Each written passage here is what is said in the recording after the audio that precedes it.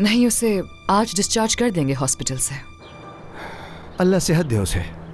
Dinner हम फिर बाद में कर लेंगे। समझ नहीं आ रहा कि तुम हम लोगों के साथ फैमिली के तौर पर डिनर करने पर इतना बज़िद क्यों हो, जबकि तुम जानते हो कि मैं ऐसा नहीं चाहती। वो अभी जरा मसरूफ हूँ मैं। सादिया, फारिग औकात में बात होगी। फारूक, ऐसा हरगिज़ मत करना, क्योंकि मैं तुमसे बात नहीं करना चाहती हूँ। मुझे उम्मीद है कि तुम्हारी बेटी जल्द सेहतयाब हो जाएगी। अरे क्या तुम मेरी बात सुन नहीं रहे हो? हाँ, अल्लाह गलत करे इसे। फोन ही बंद कर दिया। बहरन आ गई। आ गई मेरी बच्ची। मुझे तुमने तो हमें डरा ही दिया था बैरन। बस मेरी किस्मत बहुत अच्छी निकली मरियम आंटी। अल्लाह ने किसी बड़ी मुसीबत से बचा लिया। तुम्हें जरूरत ही क्या थी वहाँ जाने की?